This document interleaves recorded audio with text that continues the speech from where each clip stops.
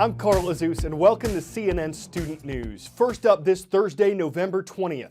This is an historic event. I believe when all is said and done, this snowfall may break all sorts of records, and that's saying something in Western New York and in Buffalo. That's because average snowfall in Buffalo, New York is about 94 inches per year.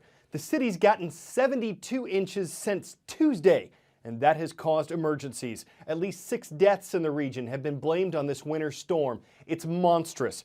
People were trapped in cars, firehouses were turned into shelters. Residents aren't even allowed to drive in South Buffalo, where rescuers are using 18 snowmobiles to answer emergency calls. Buffalo is located on Lake Erie. It often sees lake effect snow when cold air passes over warmer water, picks up moisture from the lake, and dumps snow on areas east or south of the lake. Buffalo's not the only shivering city. Every U.S. state saw freezing temperatures this week, and Arctic air brought snow to half of them. There's a pipeline network that moves tons of crude oil from Canada to the U.S. It's called the Keystone Pipeline System. It stretches about 3,800 miles in all, and there's one piece of the project that hasn't been completed. It's called the Keystone XL Pipeline, and a company named TransCanada needs U.S. approval to finish it. That approval's been stalled in the U.S. government. It passed last week in the Republican-controlled House of Representatives, but it failed this week by 1 vote in the Democratic-controlled Senate. It's likely to come up again next year when the new Congress starts. Polls have indicated most Americans support the pipeline, but what's blocking its completion? The Keystone XL pipeline extension would stretch about 1,200 miles, most of it in the United States, from Alberta, Canada, down to Nebraska. There are lots of pipelines out there, some of which would connect with this, so why all the fuss about this extension? First of all, the environment. Opponents say that they fear that this will spoil the landscape. If there is a spill, that it could contaminate groundwater, hurt humans and animals. And they say this is dirty oil, a type of oil that when it's burned produces more greenhouse gases. Supporters say the company that wants this, TransCanada, has already promised much more robust safety measures, that rail shipments are rising already to bring this oil in, and the rail shipments are riskier than the pipeline would be. Second issue, jobs. Supporters like to cite a study that says somewhere around 42,000 jobs or more would benefit from this pipeline. That includes not only the people who work on it, but people in restaurants and hotels and supply houses. But opponents say that's all temporary. That's for 1 or 2 years while this thing is built. In the end, there may be only 50 permanent jobs coming out of this. So that raises the real question, why would you want to build this thing at all? It's only about 36 inches across. Does it really make a difference? Supporters say yes, it does. It means about 830,000 barrels of oil a day coming into the United States from a secure ally, reducing our dependence on overseas oil from places like Venezuela or the Middle East. Whereas opponents say, look, it is just not worth it for all those various reasons they've already cited, even as supporters continue to say, look, it's time after all this debate to dig the trenches and to get this pipe into the ground. Nerd is an interesting word. Dictionaries define it as either meaning a stupid or a smart person. It was likely first used in 1950 in the Dr. Seuss book, If I Ran the Zoo. I'll sail to Catrue and bring back an Itkutch, a Preep, and a Prue, a Nurgle, a Nerd, and a Seersucker too. Kind of nerdy for knowing that, but it's random. All right, new report in our series on affording the cost of college. Federal work-study jobs can give you the chance to work part-time while you're in school. But a school has to participate in the government program, and not all students qualify for it. Private school in particular is expensive. Sticker price, including room and board, for the average U.S. private college, more than $42,000 per year. But at Blackburn College in Illinois, it's just under $24,000 per year. The price comes down when students work at it. Some universities are starting to look like resorts with pricey amenities like spas, rock walls, and swimming pools. And they're passing along the bill to students. Tuition expenses have risen more than 1,200% since 1978. But Blackburn College in Illinois is keeping tuition costs low thanks to a little thrift. Blackburn College is expanding. It has a $2.5 million renovation project, but a novel way to pay for it: student work crews.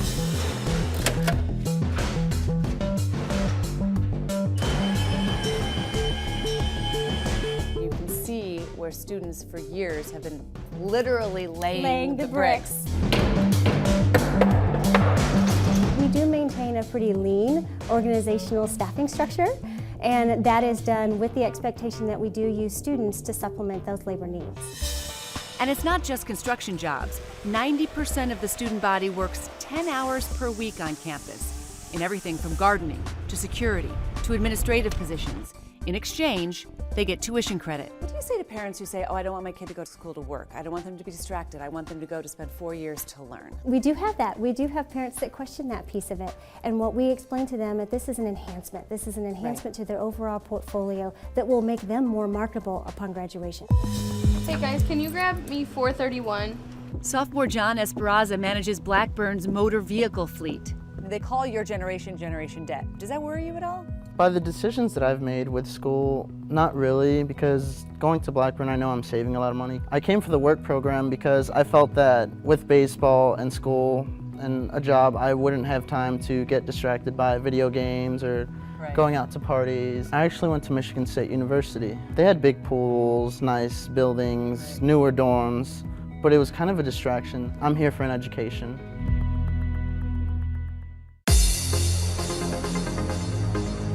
Our transcript page at cnnstudentnews.com is the place we look for your roll call requests. We got one all the way from Yokosuka yesterday. It's a seaport in Japan where you'll find the Yokosuka Naval Base and where we're glad to be part of the day at Niles C. Kinnick High School. Manford, Oklahoma is next. Manford Middle School is there, and the Pirates are watching today. And we'll wrap things up in Doral, Florida. We've got the Firebirds. They're at Doral Academy Preparatory School. Quick, what's one food you can't live without? Well, there's no one food we can't live without, but there is a food that enlivens a love for eating among those eaters who love it that you probably never think would run out.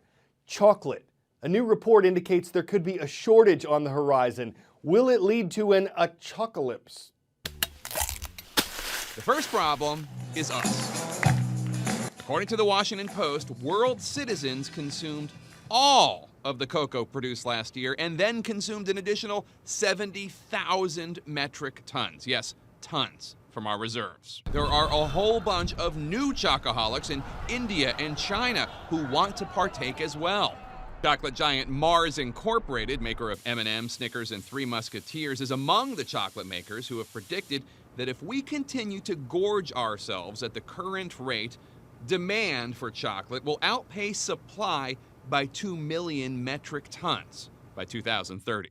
Now, the International Cocoa Organization is downplaying these projections, calling them very overstated. Everyone else I talked to said, good luck with that. There really are reasons to be concerned. As the world population gets bigger and emerging markets continue to grow and gain wealth, they're eating chocolate, and we're running out. But it's not all our fault, or that of our appetites.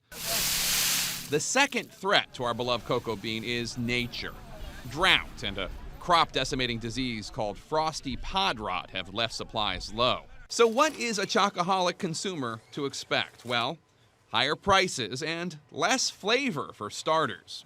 As growers start to grow new, more productive varieties, we're going to end up doing to chocolate what we've done to tomatoes, what we've done to chicken, what we've done to strawberries. We're going to turn it into cardboard, and that is the scariest thing of all. Before we go, he's 6'8" and 186 pounds, but he's just a baby. We're talking about Buttercup. He's the giraffe on the right. At 4 days old, he'd never been outside. You're seeing him take his first steps out of the barn at the Santa Barbara Zoo. He's feeling the wind for the first time, hearing the birds for the first time. And though he may look a little awkward, he seems pretty comfortable in his adventure. Seems like a pretty giraffeable guy, not afraid to stick his neck out, explore new heights, hoof it around the habitat. It's no tall tale that from head to tail, Buttercup's buttered up viewers at the zoo. CNN Student News hopes to see you Friday.